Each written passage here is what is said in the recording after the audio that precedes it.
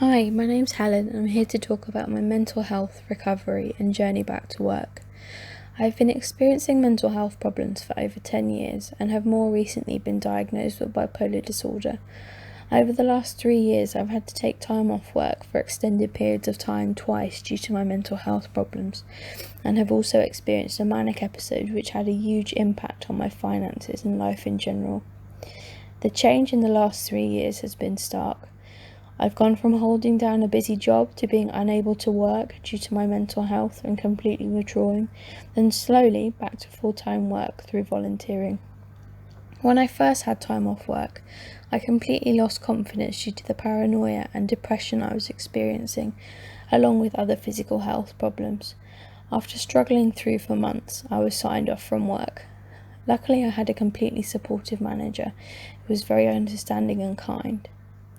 For several months, I saw little improvement in my mental health, even with the involvement of secondary care. Then came my most severe manic episode. At the time, I was on top of the world, and I couldn't care less about the repercussions of my actions. Several months later, however, my savings were drained and I was in debt.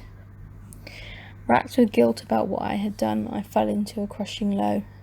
I now know about apps like Tuco that can help prevent financial harm, and I'm passionate about promoting the work that the Money and Mental Health Policy Institute does to influence banks to positively use the information they hold, protecting people in situations like mine. I returned to work, not completely ready, and influenced by the financial pressure I was under. In hindsight, this was not the right move. This, combined with a negative experience, meant that I left prematurely and ended up being signed off work again. This time, positive influences came from my employment support at the local IAPT and ACAS. ACAS provided sound advice on my rights and how to proceed in my situation, which took away a lot of the anxiety, and IAPT guided me towards volunteering rather than paid work, helping me to rationalise my goals. For 7 months, I volunteered with a local organisation, helping to run sessions and looking after clients. This empowered me even though I was only doing 1 day a week. It meant I had purpose again. I would highly recommend volunteering to anyone who has had to take a long period of time off due to mental health. This time, when I felt ready, I went back to work full time. Luckily, I was now on the correct treatment and I had another supportive manager, so things were much easier.